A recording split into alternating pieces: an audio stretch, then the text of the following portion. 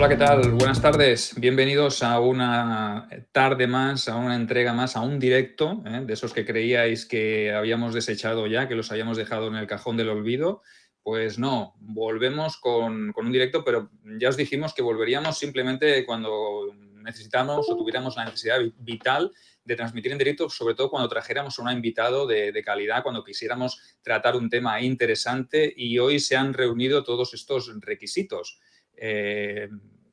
Os digo, traemos un invitado especial, seguramente ya sabéis quién es porque nos habéis seguido el anuncio que hemos hecho a través de redes, y se me ha olvidado hacerle la presentación porque esto no deja de ser un programa de Calamares a la Romana. Entonces os tengo que saludar como es debido, como marcan los cánones consulares de la República de los Calamares, ¿vale? Y es bienvenidos calamares del Mare Nostrum y de todas las provincias conquistadas, y de todas aquellas que acabarán cayendo bajo los estandartes imperiales. O sea que sabed que tarde o temprano el territorio en el que estáis, si no está romanizado, lo acabará estando, ¿vale?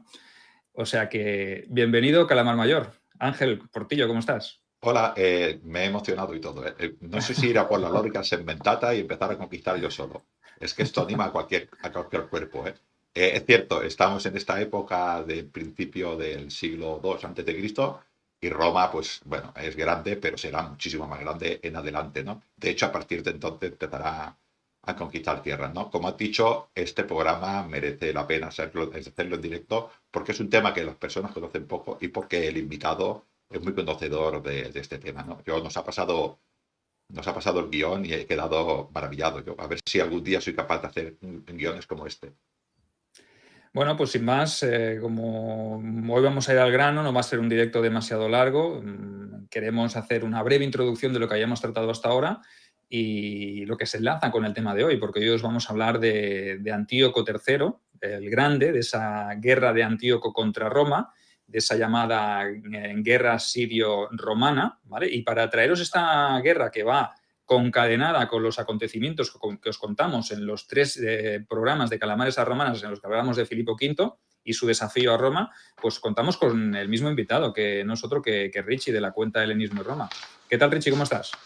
Hola, muy buenas tardes. Pues nada, yo estoy pletórico, ¿no?, por volver y sobre todo por continuar esta serie de programas que estamos dedicando pues a las guerras de Roma en la conquista del Mediterráneo Oriental.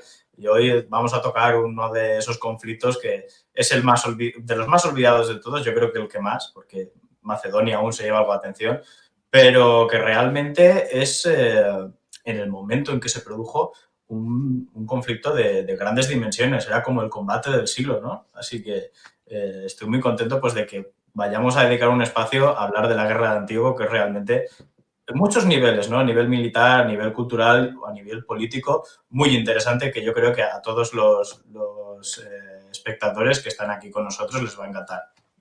Sí, porque además es una guerra que abre, digamos, las puertas de Asia a Roma, ¿no? A una Roma expansionista, una Roma que acaba de someter, por lo menos a priori, no vamos a lanzar las campanas al vuelo, pero sí que acaba de someter la Grecia continental, ¿no?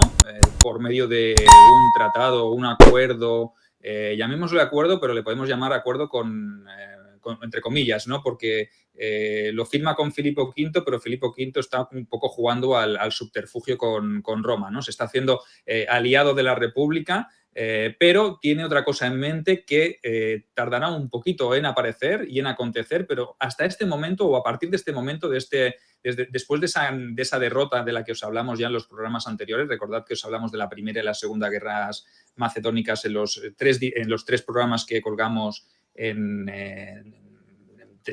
3 domingos seguidos, porque fueron además seguidos para que no perdierais el hilo, ¿no? Entonces, quedó una Macedonia vencida, tocada, pero Filipo rindió esa pleitesía porque no le quedaba otra, pero él en su mente pues iba trazando aún sus planes de venganza. Pero entre medio surgiría este personaje, este Antíoco, ¿no? Y pondría un poco a prueba de nuevo a la República Romana, pero sí que es verdad que la República Romana era un enemigo gigante, ¿verdad? Que era un ente en expansión que ya veía ahí la otra orilla o la zona más occidental de Asia Menor y decía, hostia, eso, hay tierra ahí, también hay que ir a conquistarla, ¿no? Esos estandartes tienen que volverse a clavar allí. Sí, efectivamente. Aquí tenemos un contexto de dos potencias que están expandiéndose casi prácticamente sin freno. De un lado tenemos la República Romana, que viene de derrotar a su grandísimo enemigo en el Mediterráneo Occidental, que es Cartago. Viene también de derrotar a la otra gran potencia del Mediterráneo Oriental, que es la Macedonia Antigónida, que había tenido, pues eso, un papel muy importante en la zona de los Balcanes, de Grecia continental y del Mar Egeo. Y ahora estas grandes victorias les ha llevado a los romanos a estar ante las puertas de otro gran imperio, que es incluso mucho mayor que los dos imperios que ya ha derrotado los romanos, que es el Imperio Seleucida. El Imperio Seleucida es uno de esos grandes reinos helenísticos que se desgajaron de las guerras fratricidas, que fueron las guerras de los diádocos, por el imperio de Alejandro Magno. Entonces vamos a realmente responder esa pregunta que se hacen muchos fanáticos, ¿no?, de la historia de qué hubiera pasado si la Roma republicana o la Roma de Escipión el africano se hubiera enfrentado a Alejandro Magno. Pues realmente la historia nos da esta respuesta, y en un caso que ocurrió de verdad en un conflicto bélico entre lo mejor del mundo griego contra lo mejor de Roma. Y ese es el conflicto de la guerra de Antíoco o la guerra romano-siria, que también se conoce así. Porque claro, tenemos que tener en cuenta que el Imperio Seleucida es el heredero más potente del Imperio de Alejandro Magno, el que, claro, ocupa todo lo que es, o la mayor parte del territorio de Asia del Imperio Alejandrino. Por tanto, este nuevo Imperio Seleucida es el que hereda también su proyecto político y cultural. Mantiene muchas estructuras del Imperio Persa Aquemenida, hereda también, en muchos sentidos, el ejército que Alejandro el Magno había diseñado, una combinación de fuerzas greco-macedonias con tropas nativas muy experimentadas también, por un lado, y luego también pues más tropas de todos los rincones de Asia, de todos los rincones del imperio. Y todos estos recursos de Asia se van a poner en oposición a la República Romana. Entonces tenemos aquí un conflicto que realmente en su momento fue el de mayores dimensiones, ¿no? Y que en Roma fue acogido realmente con pavor, con mucho pavor. Esto me hace un poquitín para echar atrás, ¿no? Un romano de bien que estuviera por allí en Roma, vamos echando 20 y pocos años atrás, cuando empezó la Segunda Guerra Púnica, le dirían Roma se funde, va a desaparecer porque estos cartagineses son enormes, ¿no? Desaparece Cartago, uy, este hombre Filipo V de Macedonia nos va a destrozar. Y después de todo esto viene el otro todavía más grande, ¿no? Este hombre no debería ganar de susto. Se tomaría del Valium de aquella época, hay que saber lo que era, la dormidera se la tomaría constantemente. Sí, la verdad es que los romanos en este momento sí que han desarrollado ya como recurso político. Ya habíamos hablado de él en los vídeos anteriores, en los vídeos de Filipo. Quien no los haya visto todavía se los recomiendo porque va a ser un recurso muy utilizado en la política romana para motivar al pueblo a tomar ciertas decisiones, ¿no? Y es el miedo a la invasión a Italia. El miedo a la invasión a Italia, pues bueno, empezó ya un poco con Pirro, que ya lo habíamos hablado, se desató por completo con Aníbal, que es pues el coco de los romanos, el que realmente llevó a la República Romana al límite, y se va a repetir más adelante con Filipo V de Macedonia, que también planteaba algunos historiadores romanos que pretendía invadir Italia. Y después ya pues tenemos la figura de Antíoco III, que si Filipo V resultaba un enemigo peligroso, Antíoco III lo es más. Porque si Filipo V, estando en Macedonia, había conseguido el control de Grecia y asegurar el Egeo y los Balcanes, Antíoco III viene de heredar un reino que estaba en ruinas, estaba relativamente en ruinas, había perdido Asia Menor, había perdido todas las satrapías orientales hasta la India y tenía a Egipto a sus puertas. Antíoco III revierte toda esta situación y prácticamente recupera todo el imperio perdido, que es un imperio que va desde Tracia hasta la India. O sea, tenemos aquí una figura que es una figura política de un conquistador que además en este conflicto va a contar con la presencia en su corte de uno de estos cocos que hemos mencionado ya y que le va a asesorar en su guerra contra los romanos, que no es otro pues, que Aníbal Barca, el cartaginés. Va a contar con esta figura. Claro, Es el entonces, coco mayor ¿eh? Este es el coco mayor y tener a Aníbal para los romanos, sabiendo que Aníbal podía estar en la corte o que estaba en la corte de Antíoco III, pues podía suponer un peligro, ¿no? Porque había sido el hombre que había estado ad portas y el hombre que había traído el terror a la propia península itálica. Entonces, ¿tú crees que eso podría ser un aliciente para que el pueblo romano incluso actuara con más presteza? O como veremos al final, porque luego hablaremos, ¿no?, de lo que supone el final de la guerra de Antíoco, y entre una de esas condiciones de rendición, pues una es que se entregue al propio Aníbal, ¿no? Porque realmente lo siguen teniendo auténtico pavor. efectivamente, y es que al final de los conflictos que tuvo la República Romana, en el momento de que se produce la guerra de Antíoco, o que llega la noticia a Roma de que Aníbal ha escapado de Cartago de África y se ha refugiado en Asia Menor junto al rey Seleucida, los romanos son conscientes de que Aníbal sabe hacerles daño, les ha hecho mucho daño, y de que este rey, Antíoco III, que de por sí ya tiene una gran fama de militar victorioso, de conquistador, tiene a su disposición una cantidad de recursos que podría casi catalogarse de infinita, ¿no? Acotando, ¿no? Pero digamos que una cantidad de recursos muy grande. Además de con unas tropas que son muy profesionales y además exóticas. Es un ejército pues, que lucha al estilo macedónico, pero que también mantiene elementos del imperio persa aqueménida. Tiene la caballería de catafractos, tiene carros falcados, tiene tropas de caballería de toda Asia, infantería, hostigadores, incluso elefantes de la India. Muchísimos elefantes de la India. Entonces, los romanos tienen todas estas experiencias que han tenido ya, pues han luchado pues, contra unidades de caballería, contra elefantes, pero Antíoco es conocido que tiene de todo esto muchísimo, muchísimo más. Claro, el pánico en el momento de que Antíoco III inició la guerra en Roma, cundió el pánico. Y los romanos rápidamente...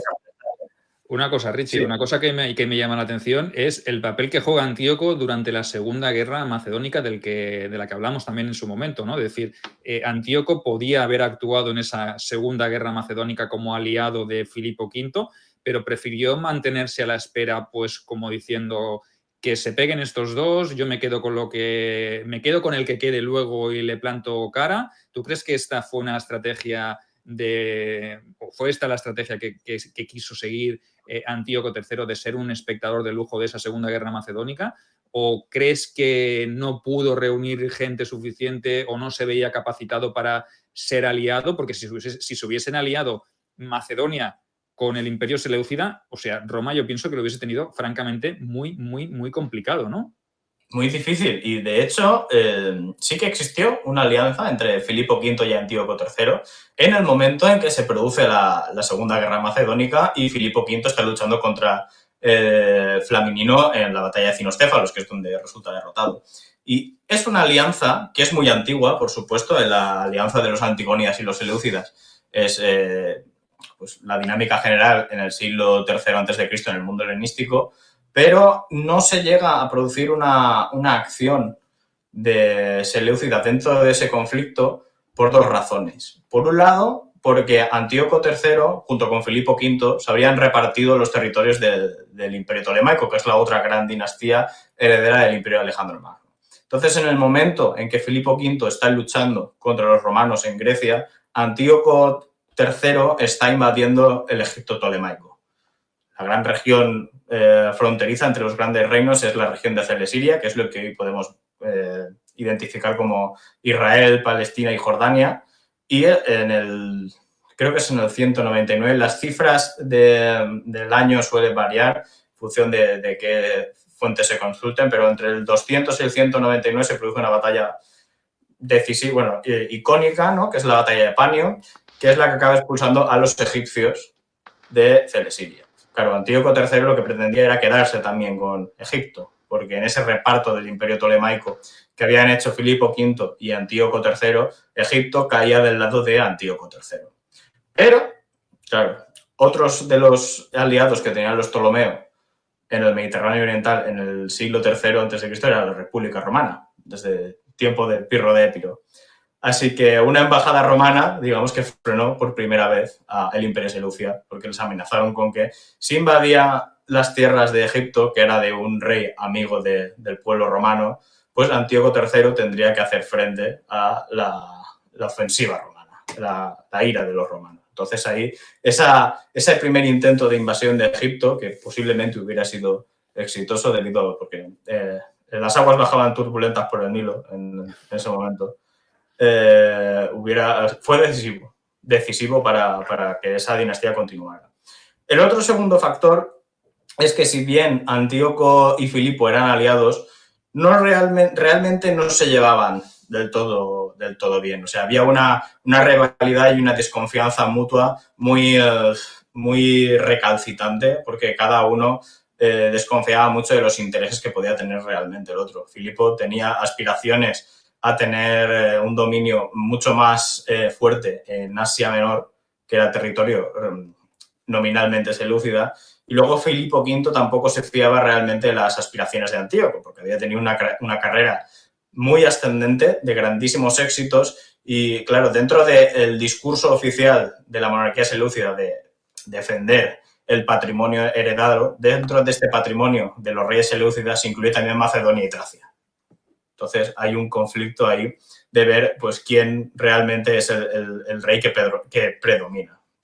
Sí que hay una fuerte desconfianza que, por un lado, la acción diplomática de los romanos y, por otro, esta desconfianza frenan en que Antíoco realmente tenga un papel activo en la Segunda Guerra Macedónica.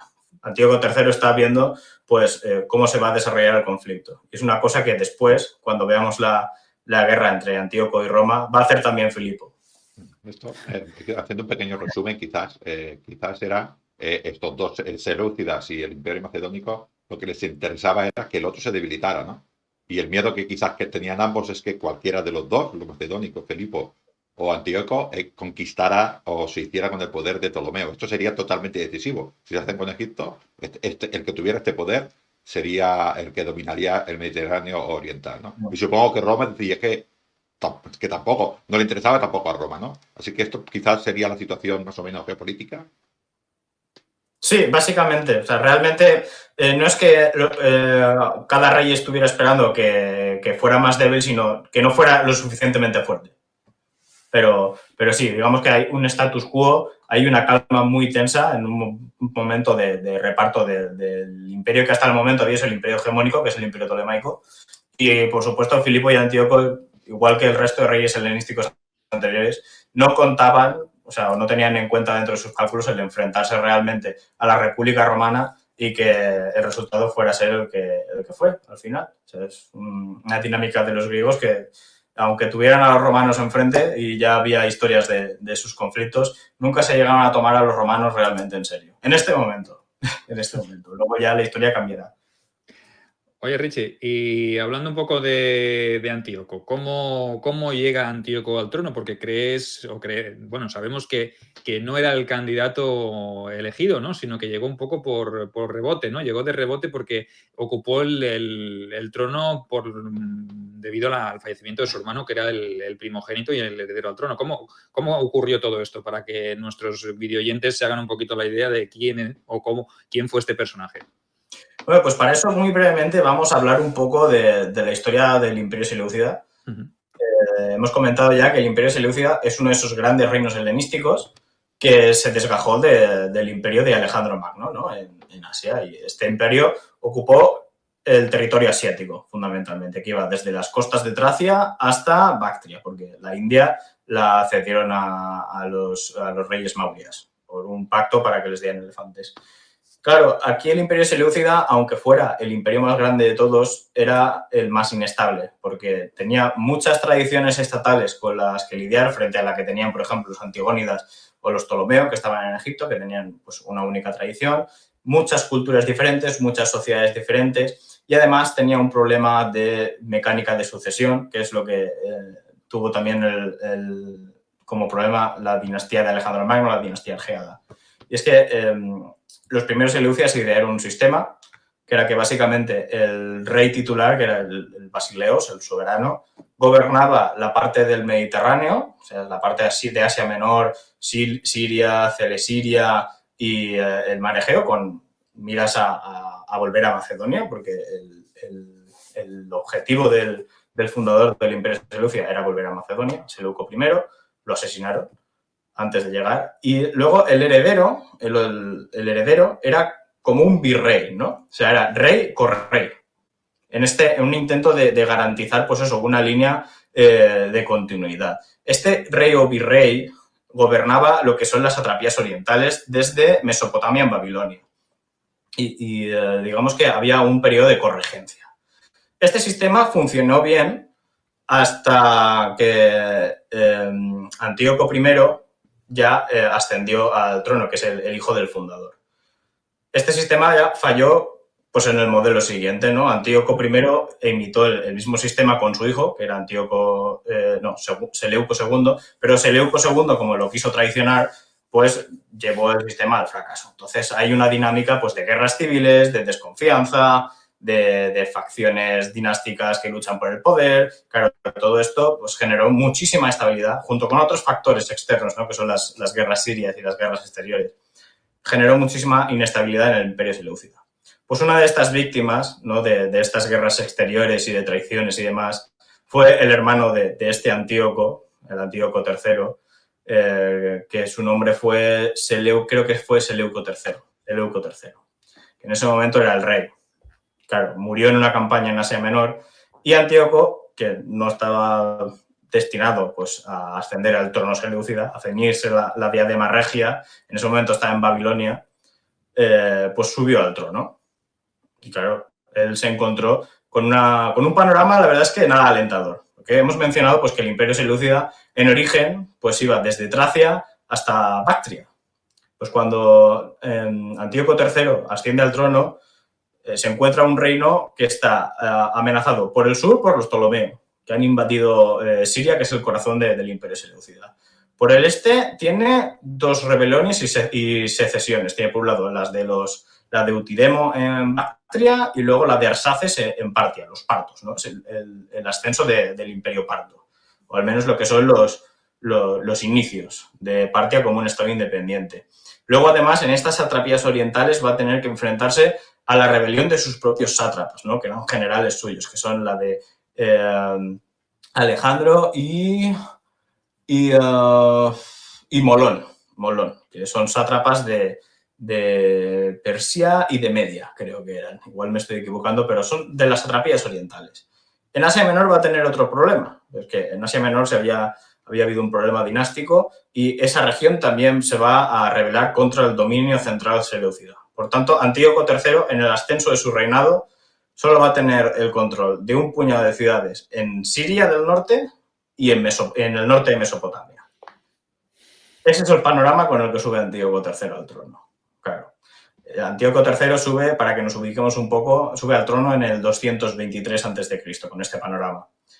Durante los próximos 23 años, Antíoco III va a estar todos los años guerreando para restaurar esta herencia patrimonial que es el Imperio Seleucida bajo su control. Se va a enfrentar a los Ptolomeos, va a ser derrotado y también los va a derrotar en 2 ocasiones.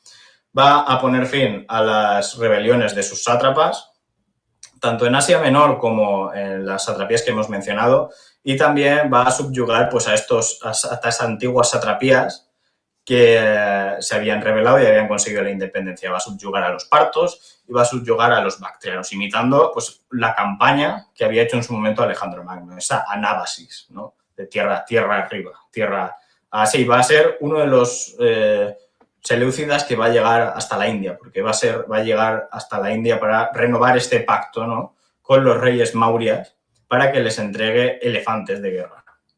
O sea, tenemos aquí un auténtico restaurador del Imperio Seleucida.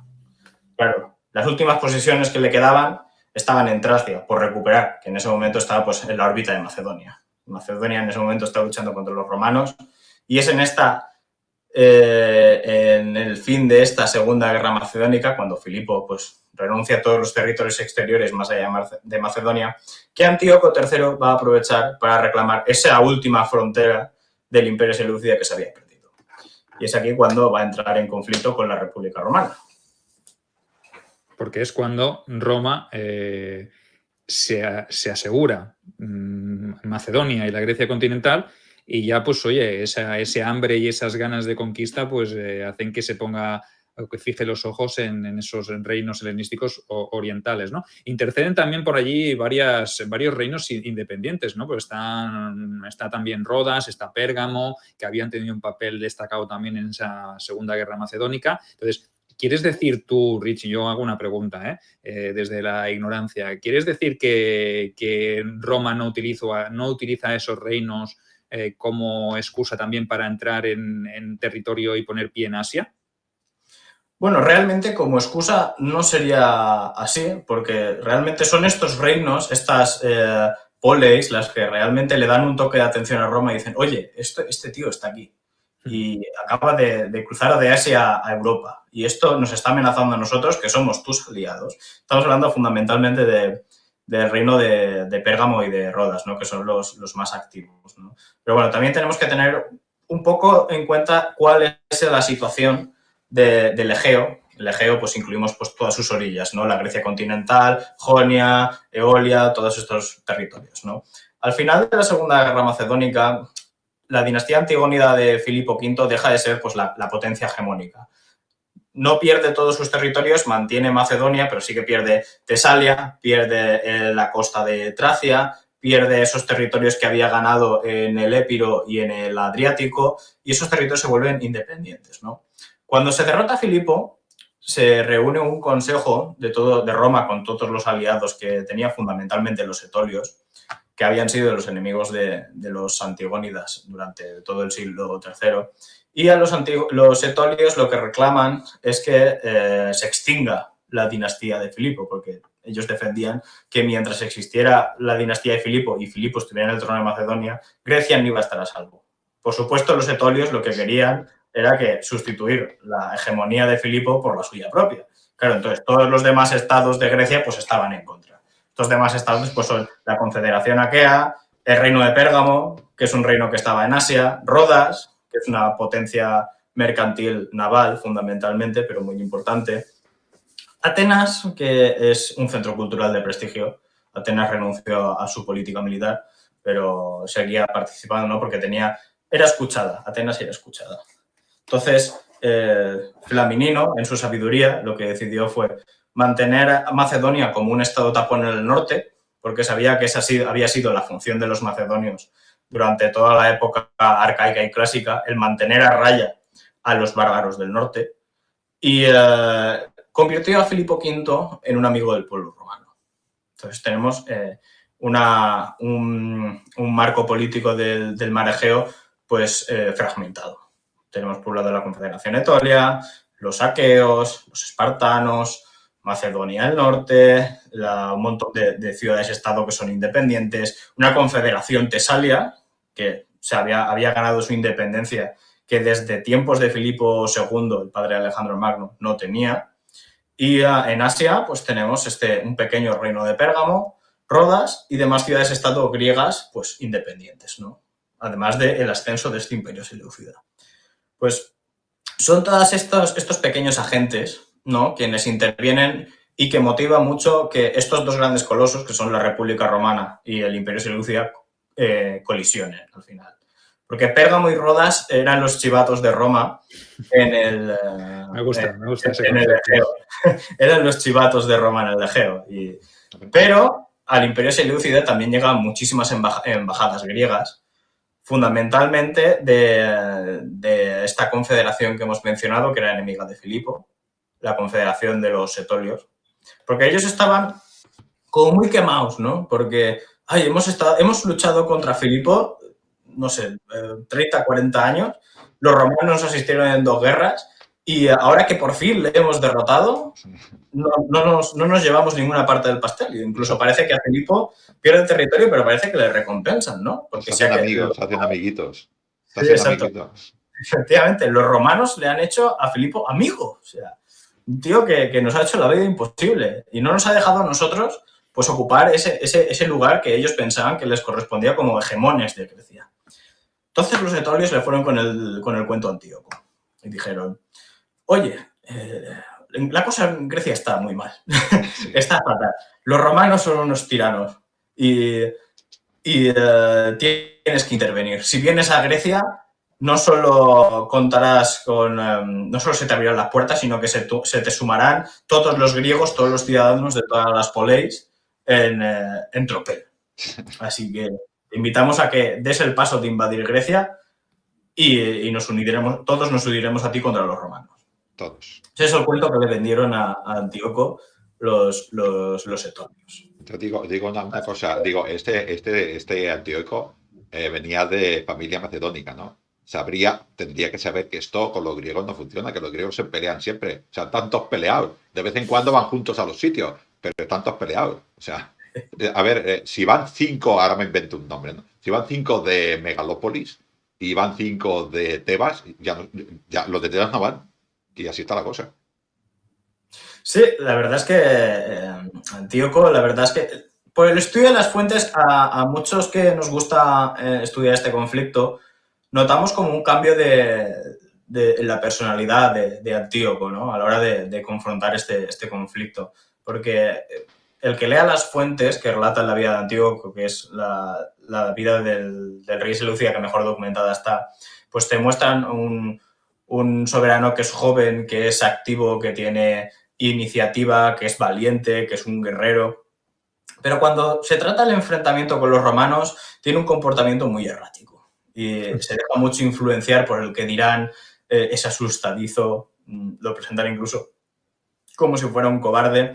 Así que es una cosa, no quiero decir que los romanos mientan, ¿no? Pero es una cosa que a todos nos ha llamado la atención cuando lo hemos leído. Realmente algo pasó ahí, lo que pasa es que no sabemos qué pasaba por la mente de Antíoco III.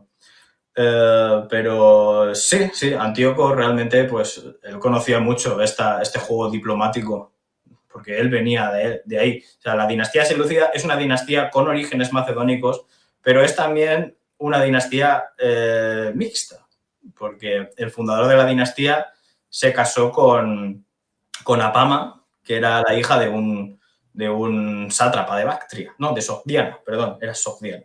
Entonces, es una dinastía que realmente sí que fue mestiza, a diferencia de las demás dinastías helenísticas, ¿no? Estos sí que siguieron algo más de cerca el proyecto alejandrino y sí que se mezclaron. Entonces, Antíoco tiene una mezcla de culturas y de genes importante, de importante cariz asiático, aunque ya lo digo, a nivel cultural y de ideología lo que predomina es el ámbito griego, el helenístico, que es en ese momento pues como el inglés, ¿no? Como el mundo anglosajón en nuestros días.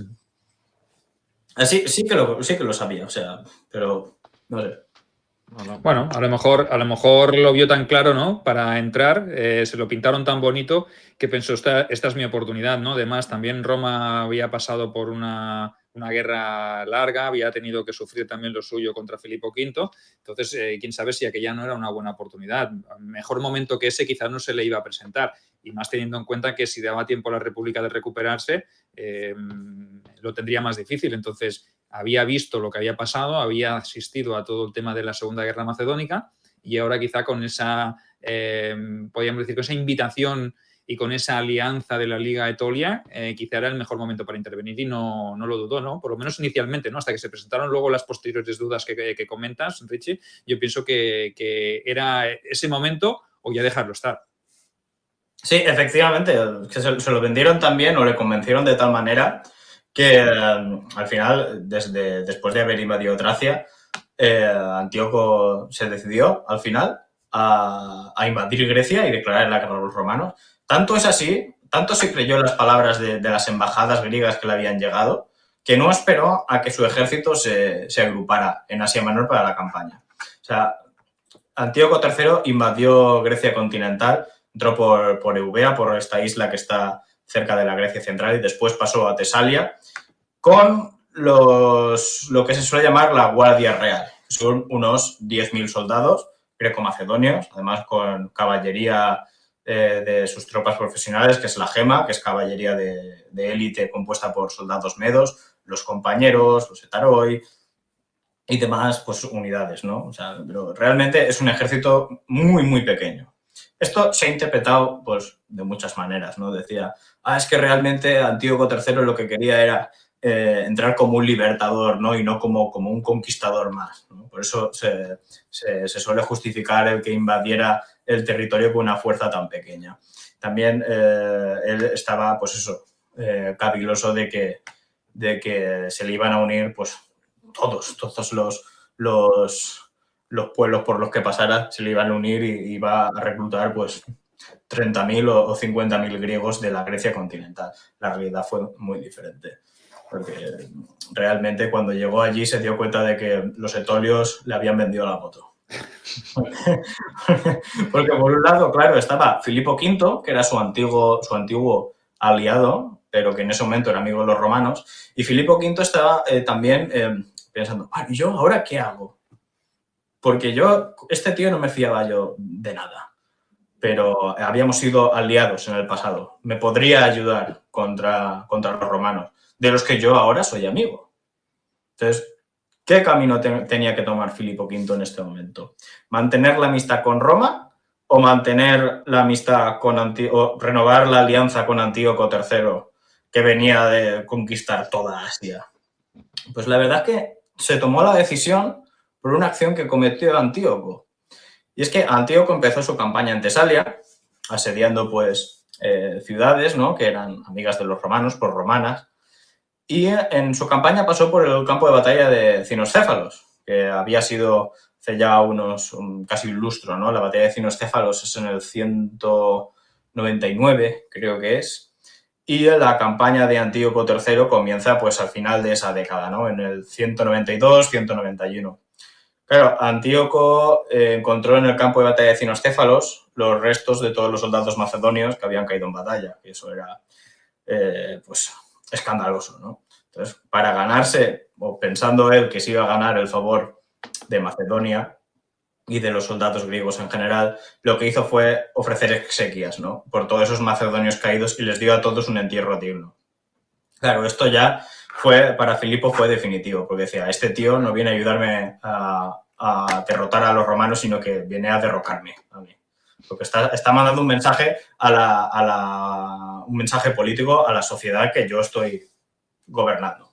Entonces ya Filipo V tomó partido, mantuvo esa alianza con Roma y marchó pues con esos pocos soldados que le habían dejado de tener los romanos. Creo que le limitaron el número de tropas a 5.000 y mandó pues una avanzadilla a Tesalia para auxiliar a estas tropas, a estas ciudades que estaban siendo sitiadas por el ejército de Antíoco III, que ya repetimos, no era demasiado grande. Eran 10.000 soldados, se habían unido algunos etolios, pero con muy poquita cosa, muy poquita cosa. Antíoco III se había quedado solísimo.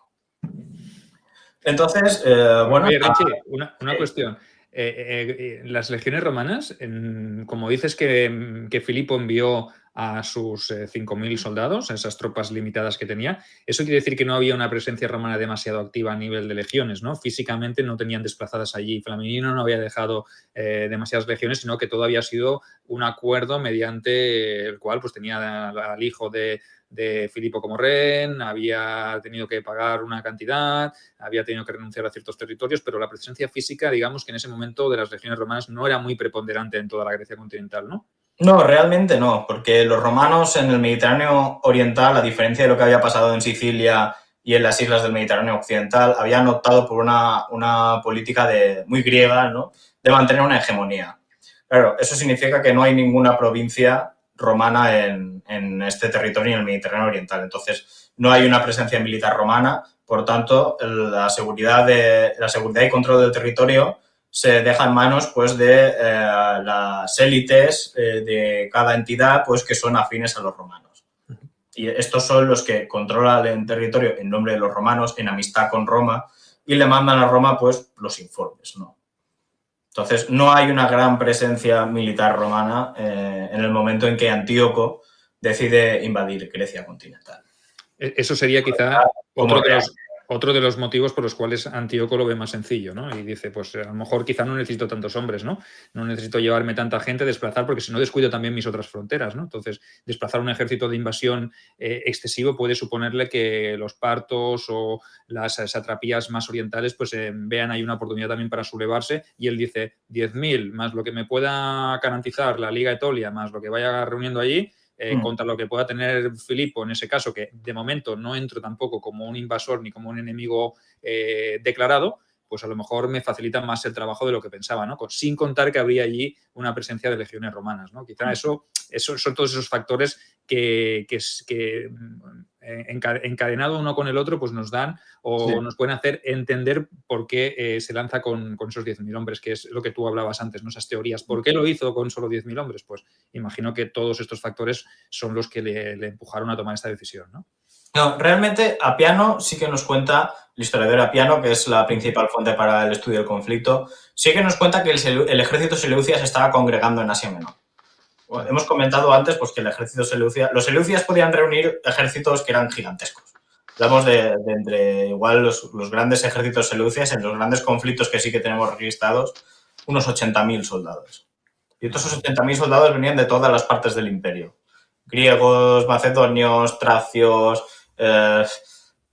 partos, medos, persas, babilonios, árabes, todos acudían, ¿no? a Asia Central, a Asia Menor. Pero claro, Apiano nos cuenta también pues, que le metieron mucha prisa a Antíoco, que se lo vendieron muy bien, que Grecia estaba indefensa, que tenía que aprovechar para tomar la posición antes de que los romanos pudieran reaccionar, y finalmente se lanzó. Claro, tenemos que ver ahora un poco la perspectiva romana, ¿no? Y también un poco el plan que tenía Antíoco para realmente lanzarse a semejante campaña.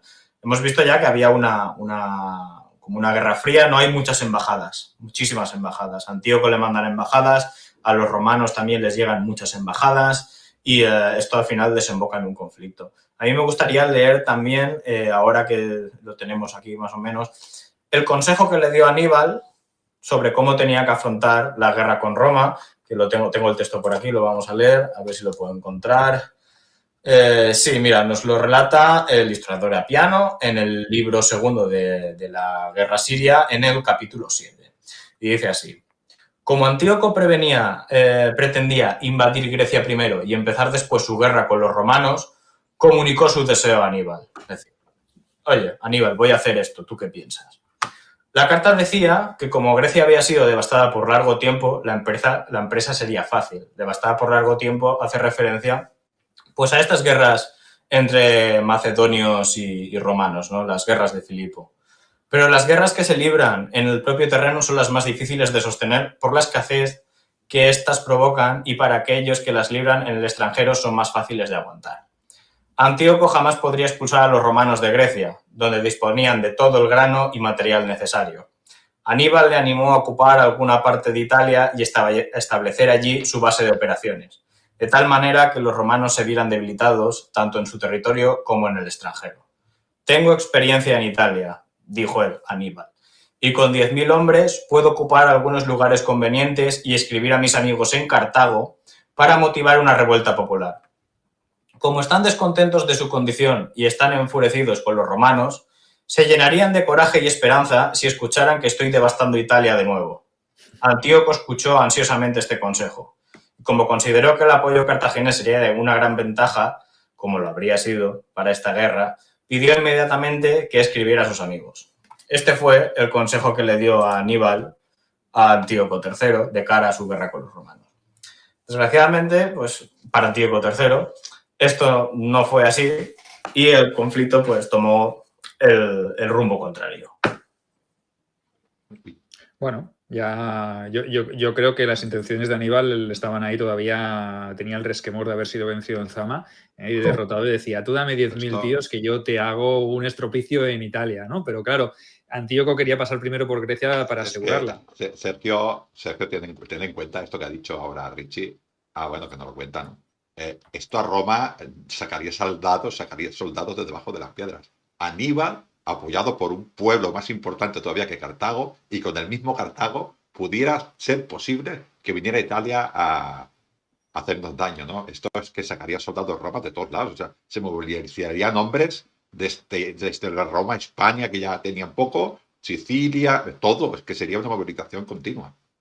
Sí, efectivamente. El texto lo dice, plantea la idea de que gracias a la acción de Antíoco, Aníbal motive no solo además una invasión adelantada de Italia, teniendo a los romanos ocupados en la península, plantea también que en Cartago, que había sido derrotada en la Segunda Guerra Púnica por los romanos, se produzca una revuelta popular que apoye a Antíoco III en su guerra contra los romanos. Es decir, estamos teniendo ya a Roma enfrentada al mayor poder de Asia y del Mediterráneo Oriental, con el apoyo de Cartago, que es la gran enemiga.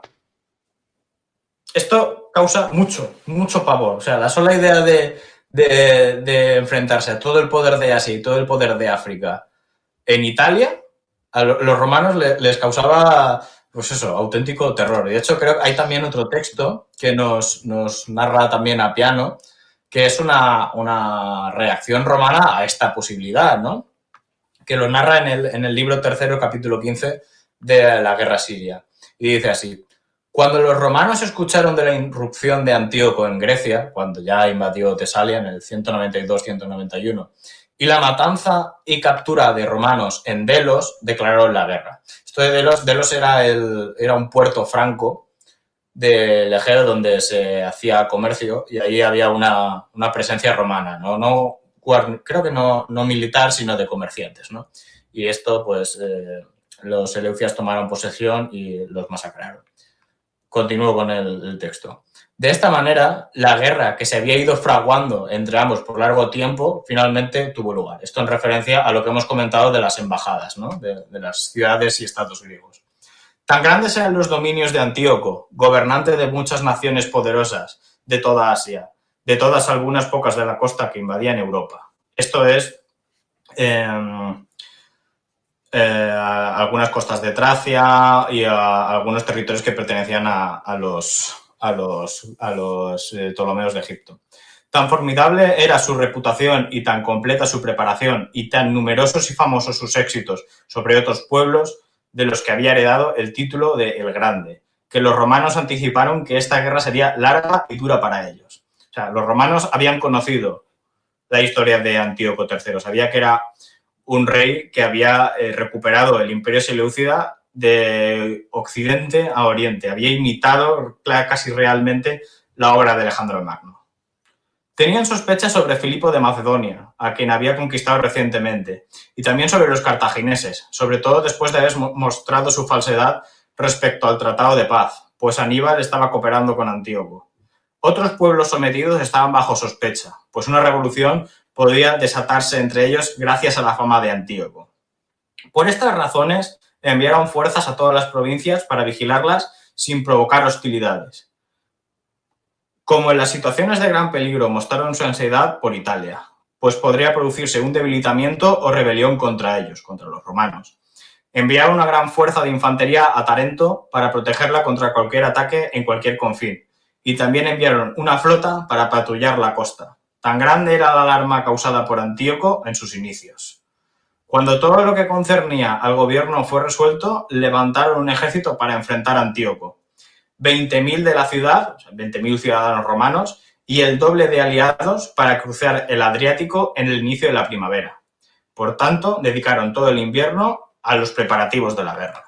Este fue la reacción de los romanos a que Antíoco al final invadiera y atacara a sus aliados en Tesalia.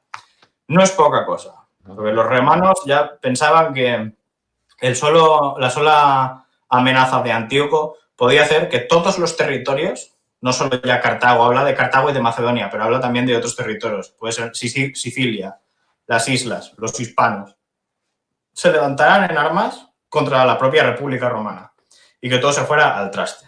Entonces mandaron tropas, primero, para asegurar todo el territorio, mención especial a Tarento, que es el punto clave por el que había entrado Pirro y donde había estado batallando mucho tiempo Aníbal, para que esa ciudad no cayera y no pudieran pasar de Grecia a Italia las tropas de Antíoco.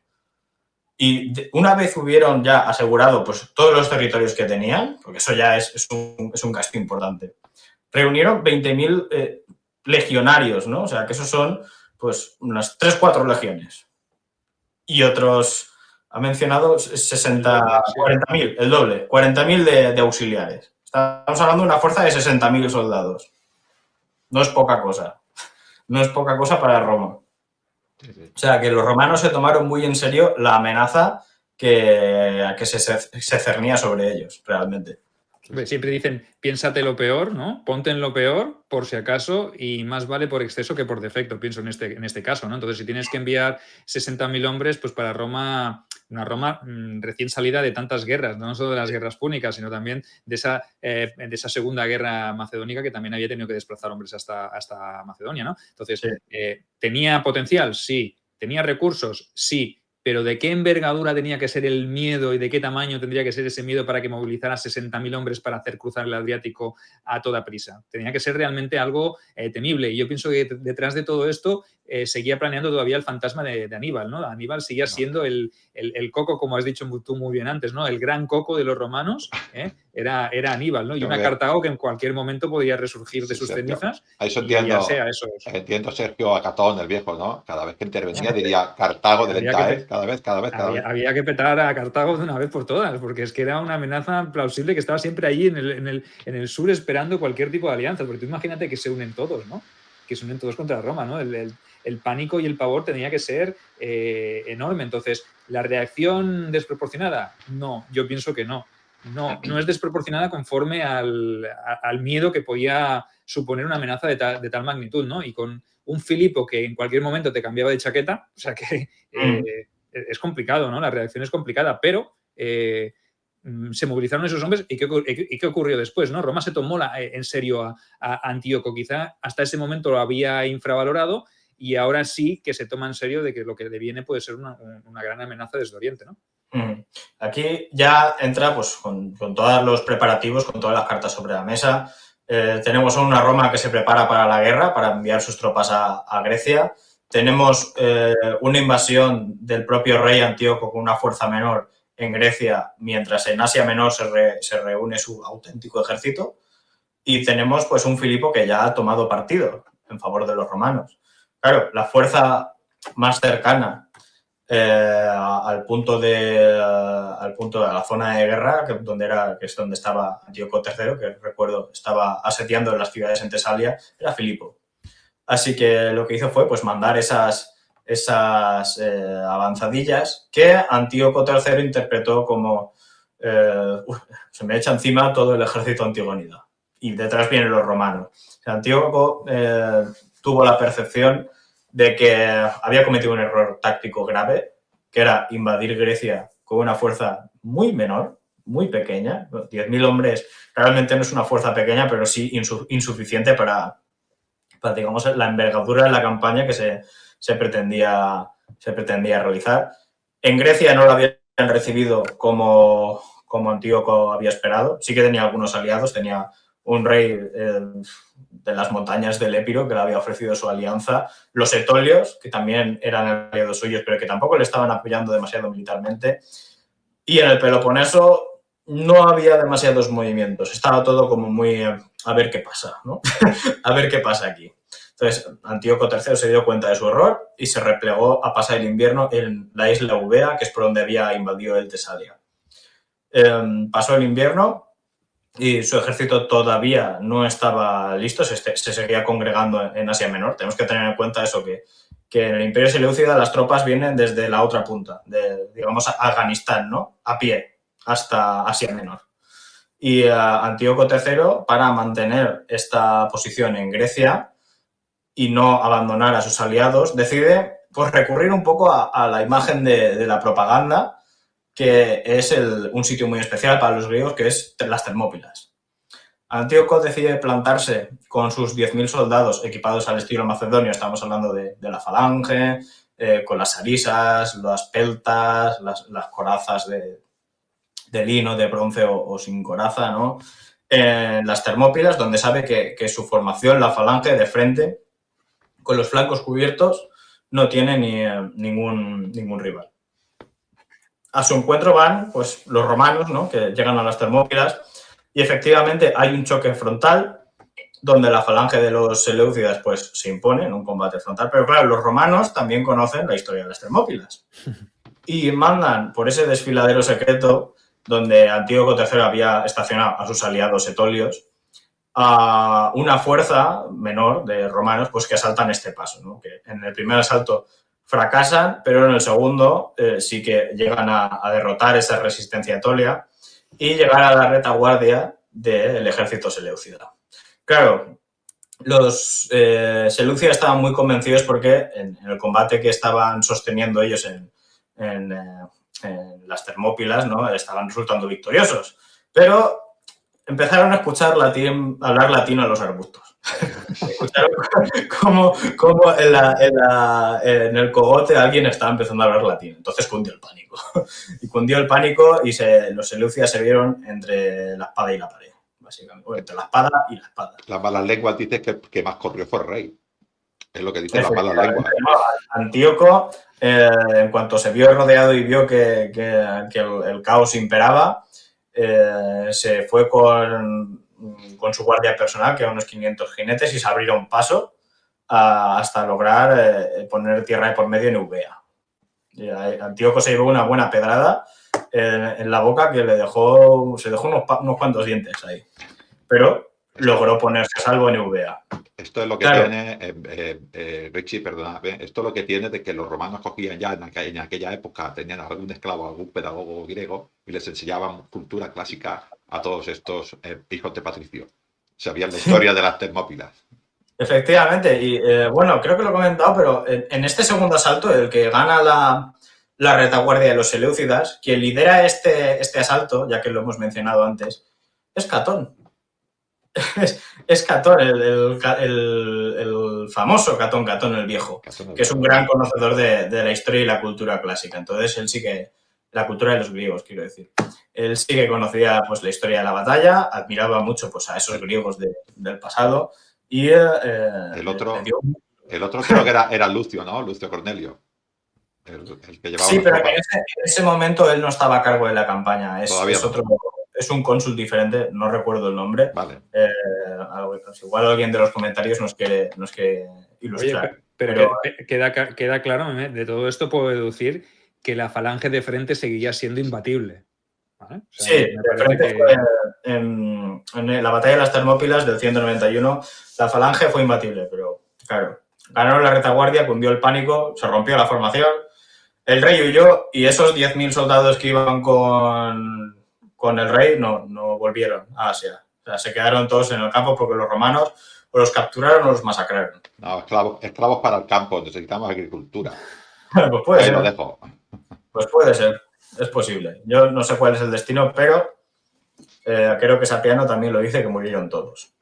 Mencionamos sobre todo a Apiano porque es la fuente más extensa que hay sobre el tema. Polibio también comenta esta campaña, pero es ya una parte de su obra que es bastante fragmentaria. Así que vamos a mencionar sobre todo a Apiano, que es quien nos da una obra más completa. Pero Grecia se ha perdido. Antíoco ya se ha dado cuenta de que no tiene nada que hacer en Grecia, que tendría que haber hecho caso a Aníbal desde un primer momento. Y Antíoco pone tierra de por medio y se va a Asia, aprovechando que en esos momentos el Mediterráneo Oriental domina la flota seleucida, que en ese momento es la más grande de esa zona, y espera que esa flota, que la manda su navarco Polixenias, mantenga a los romanos a raya. Craso error. No lo hace.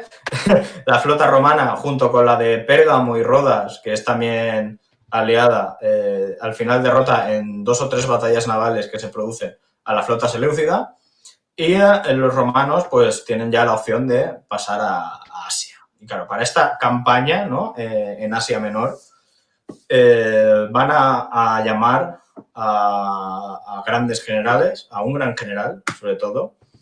Va a estar a cargo de la campaña Lucio Cornelio Escipión, el hermano de Escipión el Africano, y el Escipión el Africano va a ir como asistente de este cónsul romano de Lucio Cornelio Escipión.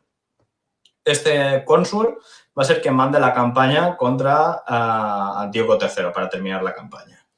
Y aquí además hay bastante polémica dentro del bando seleucida, porque la zona para pasar de Europa a Asia es la zona del Bósforo, del Quersoneso, lo que anteriormente se llamaba el Helesponto. Esa zona había sido ocupada por Antíoco III con sus tropas y demás, y se había fortificado y refundado la antigua capital de Lisímaco, otro de los grandes generales de Alejandro Magno, que custodiaba, pues digamos, ese paso. Era una zona que estaba muy fortificada, que era muy fácilmente defendible y donde los romanos realmente se podían atragantar. Pues Antíoco III, en una decisión que después sus amigos más cercanos le echaban en cara, retiró a sus fuerzas, todas las fuerzas de Tracia, las retiró a Asia Menor. Y diría, pues esperamos a los romanos en Asia porque Antíoco III pensaba que los romanos no se atreverían a seguirlo hasta Asia Menor, porque estos son mis dominios, aquí está mi ejército, están muy lejos ellos de su territorio, no van a venir, enviarán una embajada a negociar la paz. No fue así. Los romanos pasaron a Asia Menor, porque claro, Antíoco III les había dejado el campo libre. Les asistió además su aliado en Asia, que es Pérgamo, que en ese momento era el rey Eumenes II de Pérgamo, que Pérgamo en ese momento era una ciudad-estado con un poco de territorio, ese era el reino de Pérgamo, pero a raíz de este conflicto Pérgamo va a ser, digamos, la nueva potencia de Asia Menor.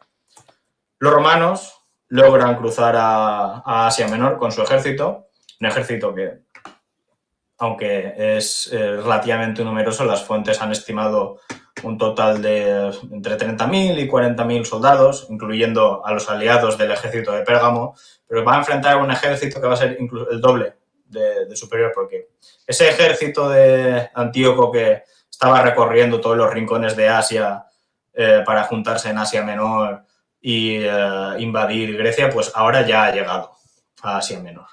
Oye, Richie, una cuestión, pienso yo.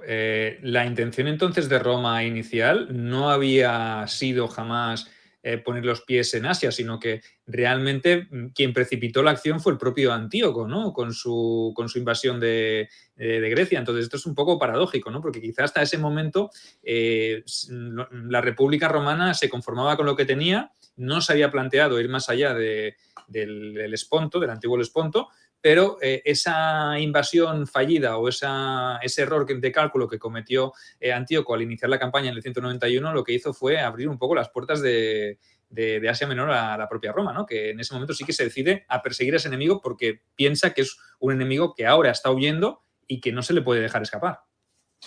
Sí, realmente yo creo que aquí es otro de todos los problemas que hubo entre la diplomacia de la República Romana y de los reinos helenísticos, que es las diferentes formas que ellos veían la diplomacia. Los romanos hacían la paz una vez ellos habían alcanzado todos sus objetivos y pensaban que podían imponer una paz que el contrario no pudiera rechazar, es decir, los romanos solo imponían sus términos cuando el otro no podía ofrecer oposición. Los romanos eran conscientes de que Antíoco pues, les podía volver porque realmente no había empleado sus recursos en Grecia, había gastado pues, una fracción, ¿no? De lo que era el enorme ejército Seleucia que contaba con todos los recursos de Asia. Claro, la visión de los reyes helenísticos es completamente diferente. Es, bueno, yo te he derrotado en batalla, en una batalla generalmente que suele ser una gran batalla campal, pero que no necesariamente tiene que ser muy, muy catastrófica a nivel de bajas. Y es una paz que se hace pues con arreglo con vista de quedar bien, ¿no? De ser un tío generoso de yo te he derrotado, pero voy a permitir que sigas existiendo, no voy a amenazar tu soberanía, te vas a quedar más o menos tranquilito, vas a estar bien, pero no te lo voy a quitar todo. Los romanos era completamente lo contrario, ¿no? Entonces, Antíoco pensó que estaba tratando con gente que hacía la paz y hacía la guerra al estilo griego y no era así. Los romanos fueron ahí a derrotar a Antíoco para asegurarse de que no volviera a ser una amenaza. Y porque querían ciertas garantías. Así que ahí tenemos esa invasión de Asia Menor por parte ya del ejército de Lucio Escipión, con la asistencia de Eumenes. No es una batalla, bueno, esta invasión nos va a llevar a la batalla de Magnesia, que es el clímax, ¿no? de esta guerra de Antíoco, una gran batalla en Magnesia del Menandro, que es la actual Turquía, cerca de lo que hoy podría ser Éfeso. Estamos hablando de la zona el sur de la península de Anatolia, bastante cerca de lo que es la orilla del Egeo.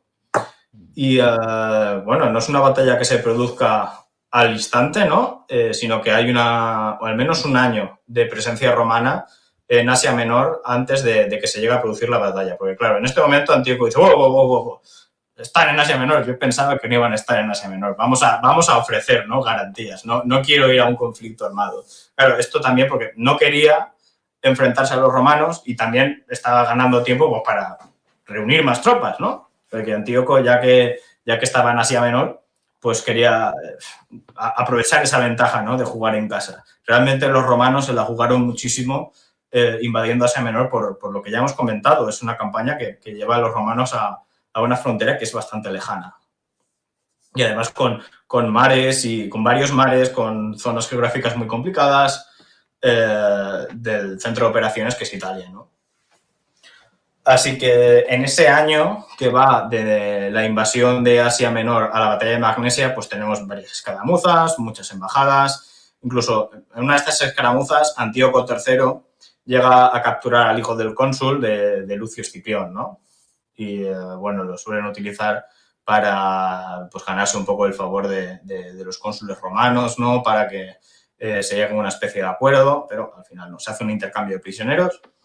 Y finalmente pues llegamos a la batalla de Magnesia. En Magnesia pues teníamos es una zona llana, perfecta para el desarrollo y acción de la falange y de la caballería también, porque el ejército seleucida es un ejército con una infantería profesional de la falange, ¿no? De muy buena calidad, pero sobre todo tiene tropas de caballería de la élite. Lo mejor de Asia y lo mejor de Grecia está en el ejército seleucida. Y realmente el poderío militar seleucida estaba pues, en esta caballería pesada, que era una caballería nueva que se había introducido en el ejército a raíz de la campaña anterior de Antíoco contra los partos y los bactrianos, que son los catafractos, caballería acorazada, eso es lo que significa los catafractroi, pues caballería pesada, muy acorazada. Concretamente no sabemos cómo de acorazado es, o sea, tenemos la imagen esta del Rome 2 Total War de un caballo pues completamente cubierto de metal, pero realmente no hay una descripción ni una imagen que nos diga realmente cómo de acorazados estaban estos caballos. Hay debate sobre el tema. Hay un relieve en el altar de Pérgamo que se ha tomado como referencia pues, para recrear esta caballería acorazada. Así que podría ser eso, pero no es muy posible que no sea esta imagen que tenemos nosotros de tíos cubiertos de metal y caballos también pues, con 500 kilos, una malla de 500 kilos encima. Es posible que no fuera así, pero aún así era caballería muy pesada. Y otro elemento muy decisivo y muy representativo del poder militar y dinástico de los seleucidas eran los elefantes de guerra. El ejército seleucida contaba con la mayor cantidad de elefantes en el ejército. Entonces, así que en los inicios de la dinastía, Seleuco cedió las satrapías más orientales a Chandragupta Maurya, que era en su momento pues, el fundador de la dinastía Maurya de la India, a cambio de 500 elefantes de guerra. 500, que se dice poco. Y además son elefantes indios, que son elefantes que son pues, más grandes de los que ha enfrentado Roma ya, que son estos elefantes africanos, que también fueron los que... Hay debate sobre los elefantes de guerra y demás. No vamos a entrar ahí. Vamos a mantener el discurso de que los elefantes africanos de ese momento pues, eran mucho más pequeños, que los elefantes indios, que eran mucho más grandes, además olían mal, eran más agresivos. Hay debate. Yo lo dejo ahí para que la gente que nos está viendo pues, lo tenga en cuenta, pero vamos a asumir pues, eso, que los seleucidas contaban con los elefantes más grandes, más agresivos y además en mucho mayor número. Bueno, tenemos estos tres elementos, ¿no?, del ejército seleucida que además al menos dobla al ejército romano en número. Tenemos un despliegue, las cifras varían, pero vamos a asumir la cifra de 80.000, 90.000 soldados. Además de la falange, de todos los hostigadores, mercenarios gálatas, soldados tracios, los cretenses, jinetes gálatas también, caballería capadocia, dromedarios incluso, carros falcados, mucha. O sea, toda la variedad que podía reunir en Asia la alineó Antíoco III contra los romanos. Los romanos, en cambio, pues ¿qué tenían? Pues tenemos el ejército tradicional, el ejército republicano manipular, eso pues la tripe Acies de Astati, Príncipes y Triari, más luego los velites por delante, y además, bueno, pues luego estaban los aliados, ¿no? Que como mención especial, pues tenemos al que ya hemos mencionado, a Eumenes II de Pérgamo, que solo se menciona a Eumenes con la caballería, o sea, asumimos que Eumenes prácticamente entra en combate con un ejército formado exclusivamente por caballería, porque no hay relativamente más datos, ¿no? Y tenemos también que mencionar a las fuerzas de Antigónidas, porque aunque no se suele mencionar demasiado, los Antigónidas estuvieron presentes en esta batalla y son quienes custodiaron el campo militar romano, el campamento, durante la batalla. Creo que hay unos 2.000 soldados macedonios del lado romano en esta batalla. ¿Cuál era el plan? Entonces, pues... Te se ha olvidado, Richie, perdona, te se ha olvidado decir lo más importante, que tenía a los escipiones al mando. Ah, por supuesto, sí. Estaba al mando el cónsul que ya hemos mencionado, que es Lucio Cornelio Escipión, y luego su hermano de asistente, ¿no? Que yo creo que sería el típico caso de, bueno, te vas tú, pero que realmente el que maneja la operación soy yo, ¿no? Pero vamos, lo tengo clarísimo, ¿no? Y más sabiendo que estaba Aníbal en el otro lado, ¿no? Claro, efectivamente, sí, porque creo que durante este año que hemos mencionado entre la invasión de Asia y la batalla, en una de estas embajadas se encuentran en Éfeso. Eso es. Y van a un gimnasio haciendo una cosa muy griega, ¿no? Y están en los baños y se sienta cada uno al lado del otro en el banco y se ponen a charlar, ¿no? Aquí creo que es donde tienen la famosa charla esta de que le dice Escipión a Aníbal, oye, ¿y tú cuáles consideras que son los generales más grandes de la historia? Y dice Aníbal, pues yo creo que el primero fue Alejandro el Magno. El segundo fue Pirro de Épiro y el tercero fui yo. Claro, Aníbal le dice, está un poco mosqueado porque no le ha mencionado él, que lo derrotó. Dice, ¿y en qué posición te hubieras puesto de no haberte derrotado yo en Zama? O sea, ya ahí picándole, ¿no? Dice, pues entonces Aníbal le contesta, yo me habría puesto entonces por delante de Alejandro. Sobrado. ¡Qué desesperado! Efectivamente. Que aquí es curioso porque le ha halagado a Escipión, ¿no? O sea, un poco por debajo, porque imagínate, realmente, si no me hubieras derrotado, yo hubiera sido mejor que Alejandro el Magno. O sea, eso es donde te deja a ti. Tú eres un fuera de serie. Le está diciendo, eres un fuera de serie. Sí, sí.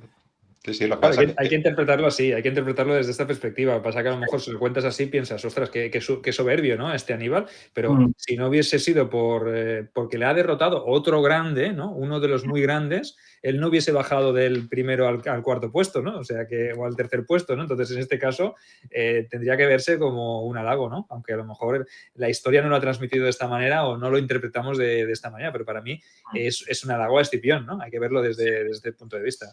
No, yo lo he interpretado así. Yo siempre que lo leo dije, oye, pues le acaba de hacer ahí un peloteo ahí importante. Joder, lo he dejado por encima de Alejandro Magno, por Pirro y encima del mismo. Así que yo creo que es un detalle bastante chulo. Sí, es chulo. Bueno, me hacía referencia a lo de los escipiones, sobre todo al africano, ¿no? A Publio Cornelio, precisamente la batalla de Zama que has dicho, que ahí sí que supo este hombre cómo contrarrestar a los elefantes, ¿no? Ya has dicho que no eran los mismos, pero sí que tendrían seguramente un plan para esto. Sí, efectivamente, yo creo que habría entendido su plan de contingencia contra los elefantes de Antíoco, pero realmente esta no es una batalla, es que es una batalla inusual, porque Antíoco disponía de unas tropas de infantería de élite y además de unos elefantes, pues que era lo mejor de lo mejor, que no entraron realmente en combate. Y ahora vamos a hablar del desarrollo de la batalla, ¿no? Es yo creo que es de las batallas más grandes de la antigüedad, del siglo, al menos de los 3 últimos siglos, por las consecuencias que tuvo. Y bueno, hemos comentado ya que el ejército romano en inferioridad se enfrenta a un ejército muy superior, que está compuesto por soldados profesionales, por caballería pesada, por mercenarios. Bueno, aquí el plan seleucida era envolver a los romanos por los flancos, aprovechando su superioridad en caballería, y mientras la falange mantenía a los legionarios a raya, envolver esta caballería a los romanos y atacar por detrás. Claro, esto necesitaba de un ataque coordinado de los dos flancos, el flanco izquierdo y el flanco derecho. El flanco izquierdo seleucida estaba la caballería de mercenarios, los gálatas, los árabes montados en dromedarios, los capadocios también, y luego estaban también los carros falcados. Este flanco estaba liderado por el hijo de Antíoco III, que era el futuro Seleuco IV. Luego, en el flanco derecho estaba el propio Antíoco III con la florinata del ejército seleucida, ¿no? Que eran esta caballería de catafractos, que estaban en un total de 3.000, y el rey estaba pues con los compañeros y el escuadrón real de los agema, o sea, la élite de la élite. Claro, Eumenes, el rey de Pérgamo, que estaba aliado con los romanos y estaba opuesto al hijo de Antíoco III, a Seleuco, vio los carros falcados y dijo, esto es un problema, porque estos carros realmente... un carro falcado es un carro que a sus lados tiene pues una guadaña, ¿no? Y conforme va pasando, pues va cercenando pues, las extremidades de los soldados o de las personas que se va encontrando. Eumenes aprovechó que la visión, el ambiente, había como niebla, ¿no? Estaba nublado, no había una gran distancia, y aprovechó esto para aproximar a las tropas ligeras que estaban en su flanco, hostigadores, ¿no? Deros, jabalineros, a las posiciones de estos carros falcados, y les dijo, disparad a los caballos, dejad a los conductores. Claro, los caballos, al verse acosados del dolor, se volvieron locos. Y lo que hicieron fue perder la organización, dieron media vuelta y arrollaron a las tropas que tenían detrás, que era pues toda esta caballería de capadocios, de gálatas, estos árabes montados en dromedarios. Y claro, una vez hubo este caos, pues Eumenes se lanzó con su caballería y con los romanos y los itálicos que estaban en ese flanco contra el flanco izquierdo seleucida. El flanco izquierdo seleucida colapsa y los romanos empiezan a rodear al centro seleucida bueno, pues lo empiezan a rodear, ¿no? El centro seleucida está formado pues por la falange macedónica y los elefantes que estaban intercalados entre la falange. En el flanco derecho seleucida pasa completamente lo contrario. Está a mando del rey y Antíoco III lo que hace es una cosa inédita que realmente nunca suele funcionar en ninguna batalla, que es cargar con la caballería de frente a una infantería organizada y superar esa línea defensiva, ¿no? Antíoco arrolla con la caballería de catafractos y con los compañeros y los agema a la línea romana, el flanco izquierdo romano colapsa por completo y Antíoco los persigue hasta el campamento. Claro, en el campamento salieron ya los macedonios y las tropas de refresco y evitaron pues, que el campamento cayera en manos del propio Antíoco, ¿no? Entonces, de momento ahí se entraba en combate. Claro, Antíoco ha dejado desprotegido al cuerpo principal del ejército, ¿no? Que es la falange macedónica. La falange macedónica pues, estaba dispuesta en una línea de combate separada en secciones. No sé si está... Las espeiras creo que son... No, los taxis son la unidad, digamos, más representativa quizás. Son una unidad de 500 soldados en formación de falange, ¿no? Hay un montón de subdivisiones. A nivel organizativo, una falange es casi como una legión, pero no es tan móvil, no se puede separar de esta manera, pero sí que tiene una organización, ¿no? No es una masa enorme sin unidad, sino que hay una organización por filas, por secciones. Pues bueno, como en el flanco izquierdo seleucida ese flanco había colapsado, los romanos y los pergamenos estaban envolviendo al ejército seleucida. Claro, la falange, ante esta situación, porque les estaban acosando también proyectiles desde el frente donde estaban los legionarios, Para evitar ser rodeados por completo, lo que hacen es formar una formación en cuadro. Una formación en cuadro que básicamente pues, asegura que no van a estar rodeados por completo, pero que los deja inmóviles. Ahí los soldados seleucidas mantienen la formación y los soldados romanos realmente no se atreven a entablar combate porque saben que es un suicidio y porque, según lo relata Apiano, la falange seleucida es completamente disciplinada y es imbatible, ¿no? Entonces los romanos no optan sino por acribillar a los soldados seleucidas desde la distancia. Claro que uno de estos proyectiles al final impacta en los elefantes, que los elefantes los fueron ubicados en el centro, ¿no?, de este gran cuadro. Entonces, al enloquecer los elefantes dentro de la formación, pues estos enloquecen, ¿no?, y cargan contra sus propios compañeros de armas, que es la falange, ¿no? Entonces la falange se deshace y empieza ya una retirada menos ordenada, porque cuando habían formado el cuadro los falangitas estaban empezando a retroceder ordenadamente, porque es una tropa muy disciplinada. Pero ya cuando los elefantes rompen la formación, la falange se rompe, todos empiezan a huir y es cuando realmente empieza la matanza. Porque... Oye, pero es curioso, Richie, a mí siempre me ha llamado la atención este pequeño detalle que es el hecho de los elefantes, porque uno en general tiene que saber que un elefante herido, un animal herido, puede ser un arma mortal que se te puede girar en tu contra, ¿no? Se te puede echar encima, ¿no? Entonces, ¿por qué usar los elefantes rodeados de infantería o por qué no usarlos en retaguardia o usarlos como primera herramienta de embestida y ponerlas formando dentro de un mismo cuadro donde están rodeados por infantes? Porque son animales al fin y al cabo, ¿no? Entonces el animal tiene un instinto de supervivencia más marcado que el propio hombre, ¿no? Porque el hombre puede tener la disciplina, ¿no? Un falangita, un legionario, una tropa regular puede tener una disciplina de mantener una posición y que sabe que si huye y da la espalda, lo más probable es que la acaben matando, ¿no? En cambio, el animal lo que va a hacer es buscar una salida. Y si tiene que arrasar con el de al lado, no va a entender de banderas, no va a entender de alianzas, no va a entender de que este va conmigo o va con el otro, ¿no? Entonces, colocar un elefante en un centro de un cuadro de infantería a mí me parece algo muy como terror infantil, ¿no? No sé si tú le ves la misma...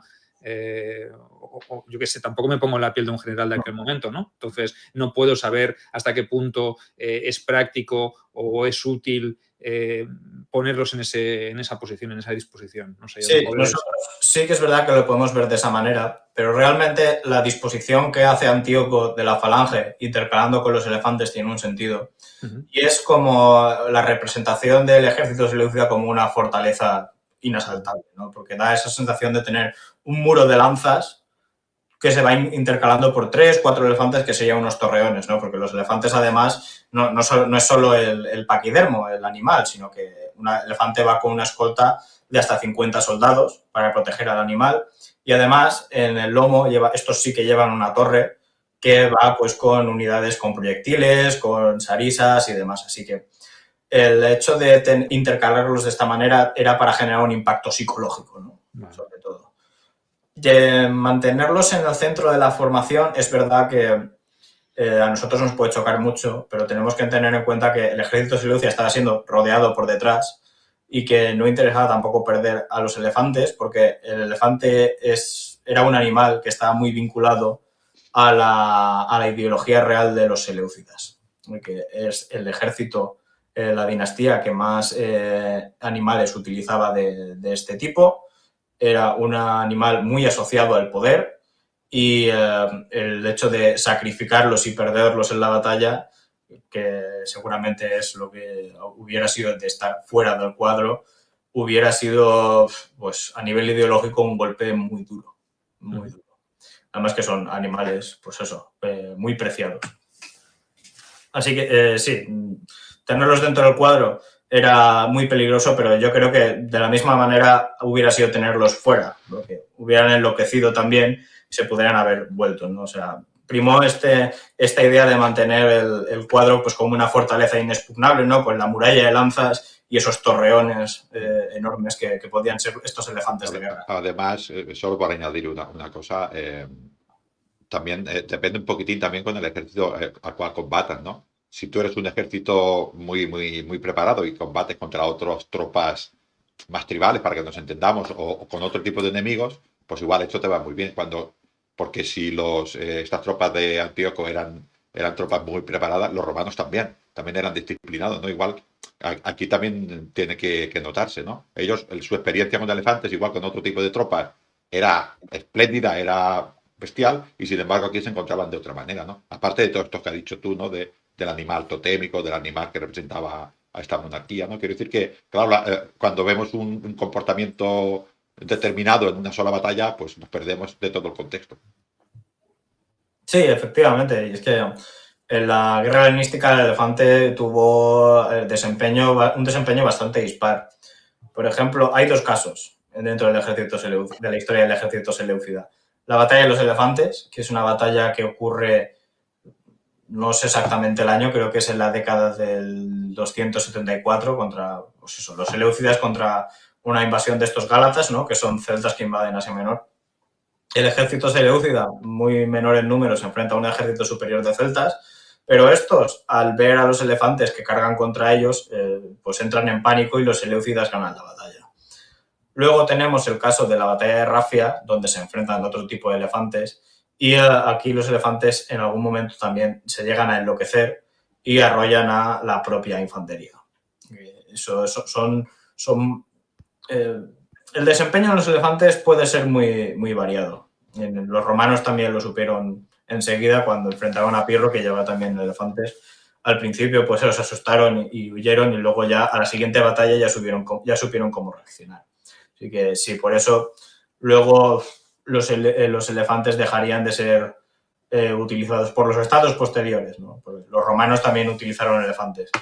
De hecho, creo que en esta batalla los romanos también llevan elefantes, pero como están los elefantes sirios y son de mayor tamaño y además conocen que sus elefantes se van a asustar, no son desplegados en la batalla. Los romanos no desplegan sus elefantes. Así que sí, el tema de los elefantes realmente pues, es un arma de doble filo, pero es muy representativa de la dinastía. De hecho, ahora lo veremos en el Tratado de Paz de Apanea, le van a exigir a los seleucidas que se deshagan de todos sus elefantes. Es algo que los seleucidas no van a hacer. No van a hacer, digan lo que digan. Y bueno, a ver, como conclusión de la batalla, pues tenemos a Antíoco III que se da la vuelta después de haber arrollado el flanco izquierdo romano y llegar hasta el campamento. Se vuelve para atacar por la retaguardia a las legiones romanas, pero claro, se encuentra pues el percal que hemos descrito a continuación, anteriormente, ¿no? El flanco izquierdo seleucida ha sido barrido, el centro se ha atrincherado junto con los elefantes y los elefantes han vuelto locos y la formación ha colapsado y se ha producido pues una gran matanza. Entonces, claro, a Antíoco III no le queda otra pues que huir a su campamento, reagruparse con los soldados que sí que habrán podido llegar y mandar pues las negociaciones para la paz. Esta paz será la paz de Apamea, que va a ser una paz bastante dura para los seleucidas, porque van a tener que renunciar a no solo a todas las posesiones y a todas las reclamaciones que tenían en territorio europeo, sino que van a tener que ceder todo el territorio de Asia Menor hasta los Montes Tauro, que es una cordillera que está en Cilicia, o sea, estamos hablando ya de las puertas de Siria, y además van a tener que dar un pago, una indemnización al Estado romano, que voy a buscarlo por aquí porque creo que tenemos el texto. Hay varias fuentes, ¿no?, que nos hablan de este texto, pero nos vamos a quedar otra vez con Apiano porque es el que da más datos, ¿no? A ver si lo puedo encontrar. En el punto 5 lo tienes. Sí, a ver, 4... Es el de Polibio, ¿no? El del punto 5 es el de Polibio. Y el de Apiano lo tienes en el 6. El texto 6 es el de Apiano. Sí, un segundo que no veo yo el punto 5, pero bueno, me quedo con el de Apiano, que sí que lo tengo aquí. Os lo leo si os parece bien. Dale. La paz de Apamea, según Apiano, en el libro 8, capítulo 38 de la guerra siria. Cita textualmente Apiano, imagino que algún político pone en voz de este discurso en voz de alguien, ¿no? Dice: debemos imponer un severo castigo sobre él, Antíoco, por su empecinamiento en combatirnos tan persistentemente. Pero no solemos abusar de nuestra propia prosperidad o agravar las desgracias de otros. Evidentemente, Roma nunca ha hecho eso. Nunca Esto es interesante. A él le ofrecemos las mismas condiciones que antes, porque previa a la batalla, en este año que habíamos dicho de interludio entre la llegada de los romanos a Asia Menor y la batalla de Magnesia, pues hay ofertas de paz, ¿no? Contraofertas, hay diplomacia por medio, ¿no? Le ofrecemos las mismas condiciones que antes, añadiendo algunas pocas que serán equitativas para nosotros y su provechoso futuro, el futuro de Antíoco, ¿no? Mantenemos aquí esta visión de la política romana de no crear provincias, de no establecer un control directo del territorio, sino de apoyándose indirectamente pues, en los reyes locales, en las comunidades que hay en el lugar, o sea, la política de hegemonía, ¿no? Deberá abandonar Europa junto con todas las tierras de Asia al oeste del Tauro, la cordillera que hemos mencionado que está en Cilicia. Aquí se establecerá la frontera.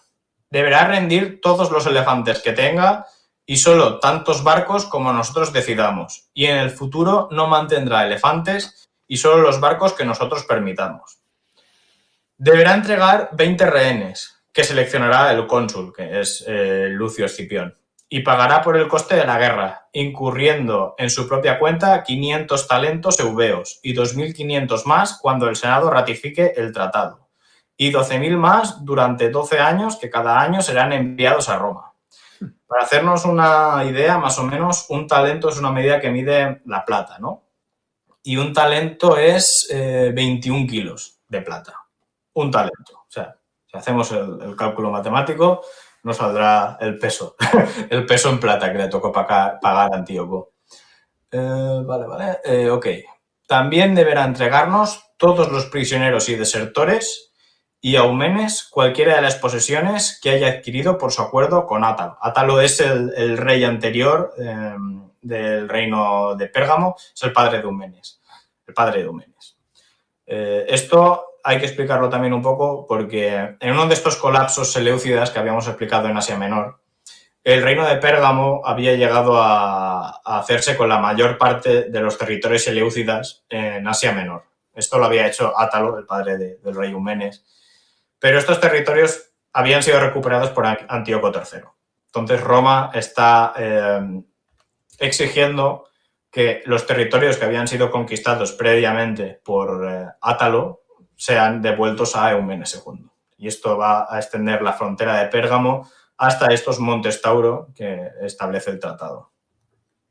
Si Antíoco acepta estas condiciones sin maldad, le garantizaremos la paz y la amistad sujeta a la ratificación del Senado. Esto es el relato de Apiano sobre la paz de Apamea, que tiene lugar en el 188 o 189, no está tampoco muy claro. Los años bailan un poquito. Mira, tengo las cifras de los talentos, si quieres, Richie, que lo he calculado. En base a la medida que tú nos has dicho, mira, el primer pago de estos 500 más 2.500 serían un total de 63.000 kilos de oro. De plata. Perdón, de plata, sí. ¿Vale? Y 12.000 en 12 años serían 252.000 kilos a razón de 21.000 por año.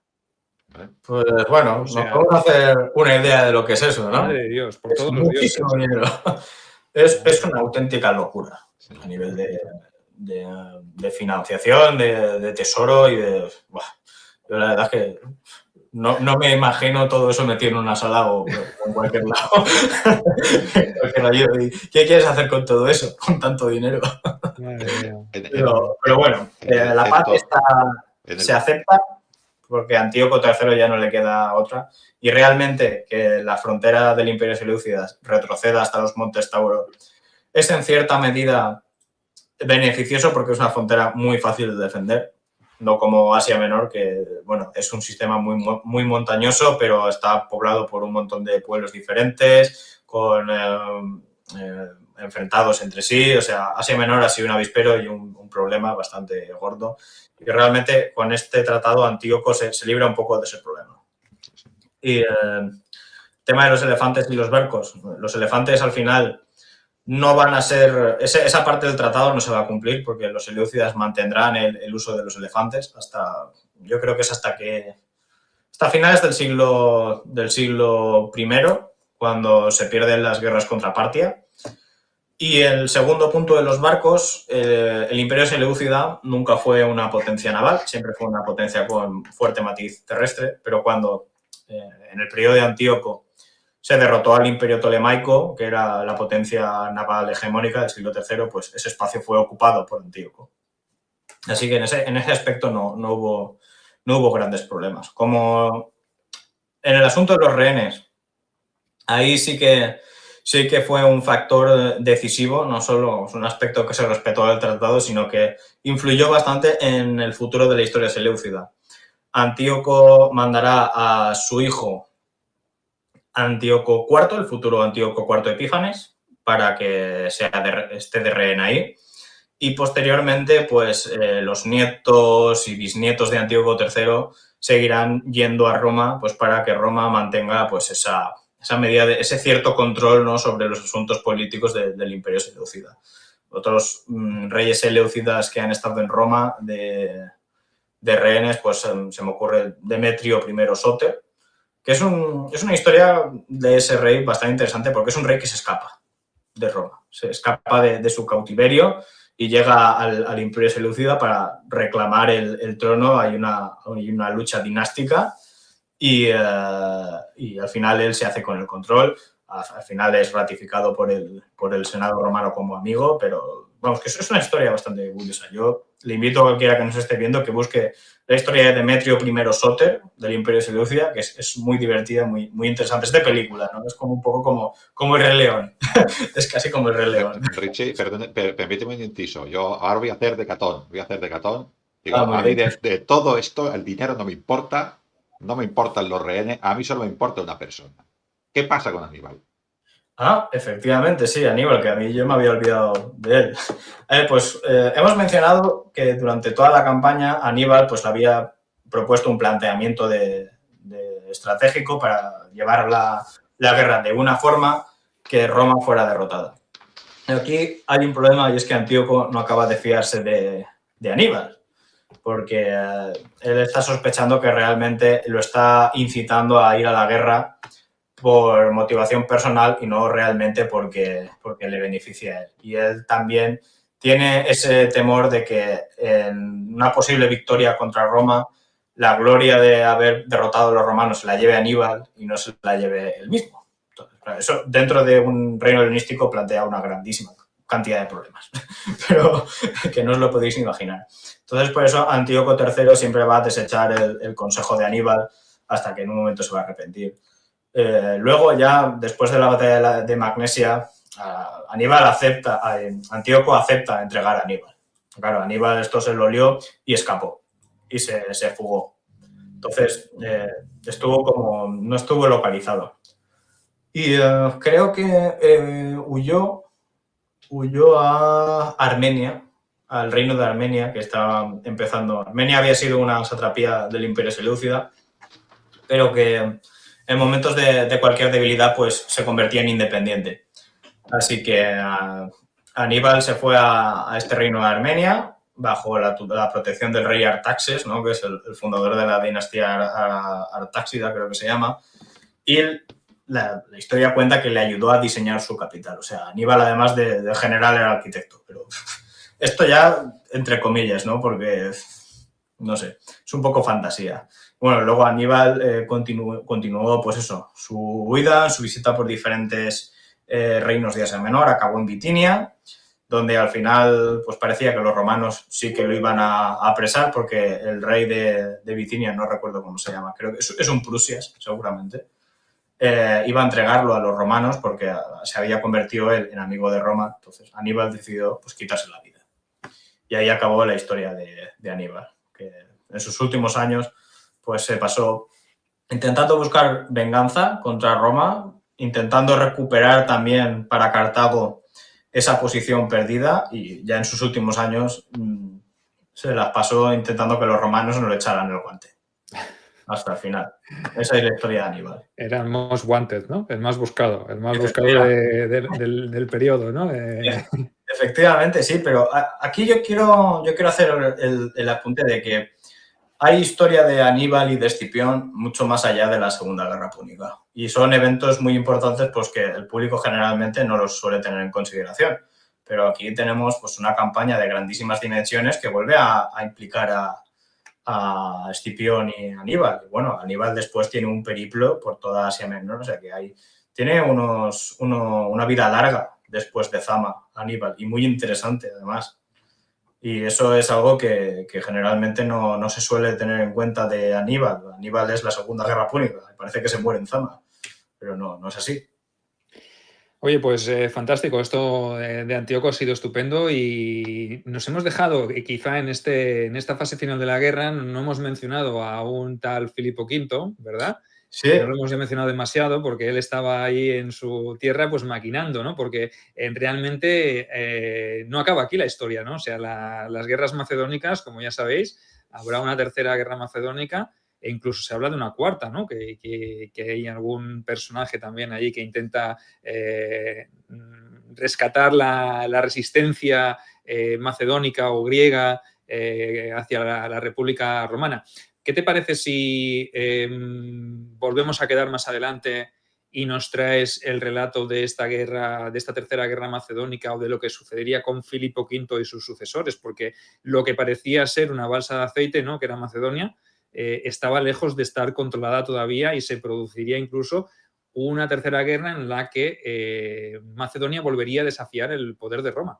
Efectivamente, yo creo que sería de justicia hacer un vídeo o una charla hablando sobre, bueno, de Filipo V, de los planes que él estaba llevando a cabo mientras ocurría la guerra de Antíoco y luego lo que va a pasar después en Macedonia, porque Macedonia, igual que Cartago, va a resurgir. El problema es que, bueno, que a Macedonia sí que le pillan un poco con las manos en la masa, pero sí que se estaba preparando ya Filipo V para quitarse de encima la vigilancia romana y la tutela romana y recuperar a Macedonia como esa potencia en el Mediterráneo y en el Egeo, ¿no? Así que yo creo que, bueno, yo acepto, recojo el guante y cuando queráis hablamos de la tercera y cuarta guerra macedónica. Yo voy a estar formando a otros Escipiones y a hay unos Metelos y que se vayan preparando estos. Efectivamente. Bueno, pues lo dejamos aquí por hoy. Espero que os haya gustado la narración de los hechos de esta guerra de Antíoco, de esta guerra sirio-romana, que a lo mejor muchos de vosotros no conocíais y que hoy Richie nos ha narrado a la perfección. Evidentemente volveremos a invitarle, volverá a pasarse por aquí, ya decidiremos si lo hacemos en directo o lo hacemos en diferido en el programa de dominical como os tenemos acostumbrados. Decir que yo he descubierto un montón de cosas hoy, un montón de información que no conocía. Richie nos había pasado un guión estupendo. He aprendido mucho más de lo que constaba en el guión. Esos textos nos han ayudado también a comprender mucho este periodo y este personajazo, ¿no? Esta gran figura que es Antíoco III. Hemos conocido a un rey que, por cierto, no sabemos cómo acabó. ¿Tienes alguna información de cómo acabó sus días Antíoco III? ¿Murió en paz plácidamente? ¿Murió combatiendo? En extrañas circunstancias. Aquí yo siempre me suelo equivocar porque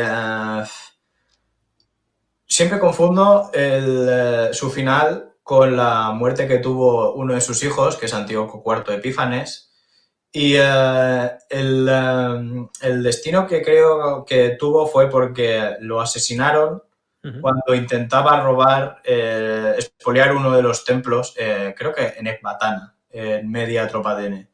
Porque claro, esa multa pesaba, ¿no? Esa multa hacía falta pagarla y Antíoco pensó que si se llevaba el tesoro del templo de un templo que no recuerdo. De Baal, el templo de Baal. Pues puede ser, no lo sé. No sabría decirte qué deidad, pero no se lo tomaron bien. No. Y lo mataron ahí mismo. Lo mataron ahí. Es que las deudas pesaban, ¿eh? Es que pagar toda esta cantidad de talentos de plata tenía que ser algo que te tenía que quitar el sueño, ¿eh? Hay otros pueblos que aprovecharon esa debilidad, ¿no? Por ahí unos partos, pero esto es otra historia. Sí, seguro. Sí, eso fue duro. Repito, no sé si esta es la muerte de Antíoco III o de Antíoco IV. Sí que la es. La he consultado ahora en internet y sí que es. Vale, pues ese fue el final, que fue en el año 187. 87, pues mira, al año de Duró poco. firmarse la paz de Apamea. No duró demasiado el hombre. A ver, el pago inmediatamente era difícil de asumir, ¿eh? Correcto, correcto. Oye, pues muchas gracias, Richie, por habernos acompañado. Gracias por acertar también este guante que te hemos lanzado para hablar de la Tercera y de la Cuarta Guerra Macedónica. Y quien dice de esto, pues dice de que luego nos hables también de los partos, o sea, que de ese encuentro final entre los seleucidas, los remanentes de los seleucidas, ¿no? Que aún le quedaría un tiempo al imperio seleucida, no desaparecería de la faz de la tierra rápidamente, pero sí que es verdad que los partos jugarían un papel importante, ¿verdad?, en ese momento en esa desaparición. Por supuesto, de hecho, pese a la derrota frente a Roma, el imperio seleucida en el siglo II a.C. va a seguir siendo la primera potencia del continente asiático, en esta parte del continente asiático. Entendamos que cuando digo Asia hablo de... Pues más cercana. De Asia Menor hasta la India. Vale. De los Montes Tauro, ¿no? Los Montes Tauros. Estos Montes Tauros también darían para una historia, porque por allí pasaron todas las invasiones de todos los cuerpos romanos hacia Asia. Todas pasaron por allí. Efectivamente. Sí, es que esos son las puertas a Oriente Próximo. Ya no estamos poniendo deberes aquí, ya no estamos poniendo aquí demasiados deberes. Pero bueno, para ir concluyendo, gracias, Richie. Ya sabes que esta es tu casa, que cualquier propuesta que tengas, cualquier tema que quieras tratar, pues te decimos la Tercera y la Cuarta Guerra Macedónica, pero aquí Ángel lo estamos helenizando, o sea que en cualquier momento podemos venir a hablar de Alejandro, de lo que tú quieras, de Mitrídates incluso, porque habíamos hablado de hablar de Mitrídates también, que será también un enemigo letal y que pondría las cosas muy complicadas a Roma, o sea que también queda ahí el guante para Mitrídates. Grande Pompeyo. Sí, yo los recojo todos y nada, muchas gracias a vosotros por invitarme a estar aquí a hablar de una de las cosas que más me gustan, que es la historia. Así que nada, espero que al resto de la gente que nos haya visto y nos haya acompañado le haya parecido igual de interesante. A todos los comentarios que nos están dejando, sí, excelente narración, alucinante el programa de hoy, muy buen directo, buen programa, espectacular, o sea que los comentarios que nos dejan los oyentes, no hemos tenido demasiada audiencia, no ha costado de que la gente se va enganchando, pero también lo podemos atribuir y achacar a que hace buen tiempo también por las tardes los domingos, que puede haber fútbol, que están las fallas donde tú estás también, ¿no? ¿Verdad que hay fallas por ahí, estáis de celebración?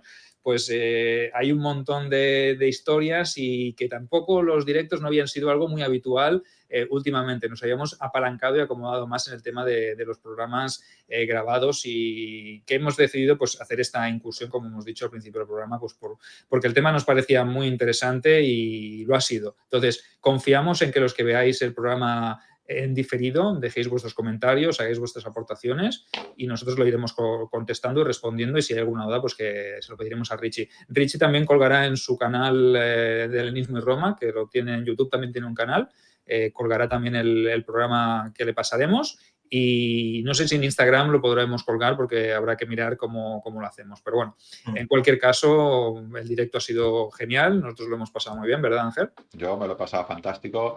Volviendo al principio del programa que decías tú, estos calamares, ¿no? Hemos conquistado durante este programa unos cuantos tierras para nuevos calamares para Roma. Pues bueno, ese es el objetivo, ¿no? Ir expandiendo la República Romana hasta llegar al gran imperio, ¿no?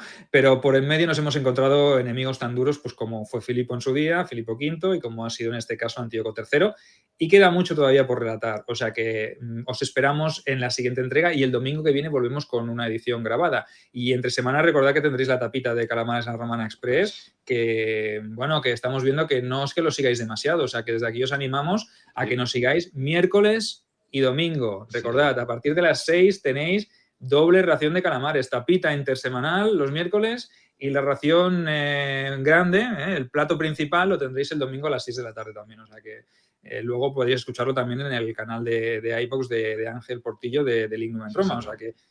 Y suscribíos, sobre todo, ¿no? Que eso nunca lo decimos, ¿verdad? Hoy me he acordado, Ángel. Me he acordado yo de decirlo. Sí, suscribíos a Sergio Alejo Gómez en YouTube y en Lignum en Roma, en iVoox y Spotify, que estoy ahora pasando también los programas. Hay gente, Sergio, siempre lo digo que me sorprende, que escucha nuestros programas corriendo sin motivo. Y yo solo pongo a su disposición. Huyendo de las falanges o de las regiones. Pero bueno, también suscribíos al canal de Richie en Instagram y en YouTube, ¿vale? Helenismo y Roma. O sea, que ahí tenéis una cantidad de contenido que no vais a encontrar en ningún otro canal, porque Richie toca un palo maltratado por la historiografía, ¿vale? Sí. Un poco tratado. Entonces, Generalmente eso, en castellano pues igual no lo encontráis. Hay alguna otra cuenta también muy buena, el Enismanía también, que es un compañero mío, que también trata, sobre todo el tema de ya más allá, de si yo trato los griegos en Siria y Mesopotamia, pues él habla de los griegos en Afganistán y en la India. También lo recomiendo, pero vamos, sí, podéis pasaros por mi perfil de Instagram, que se llama Helenismo y Roma. Estoy también en Facebook y también estoy en YouTube, Helenismo y Roma. o sea, que ya sabéis, trabajo tenéis y material tenéis de sobra. O sea, que si no lo hacéis es porque os da pereza o porque no nos conocíais. O sea, que a partir de ahora, si no, siempre que tenemos las legiones panonias ahí sedientas de sangre. O sea que... Cuidaros mucho, calamares. De pollo. Cuidaros mucho, calamares. Un saludo y que vaya muy bien la semana. Hasta la Adiós. siguiente.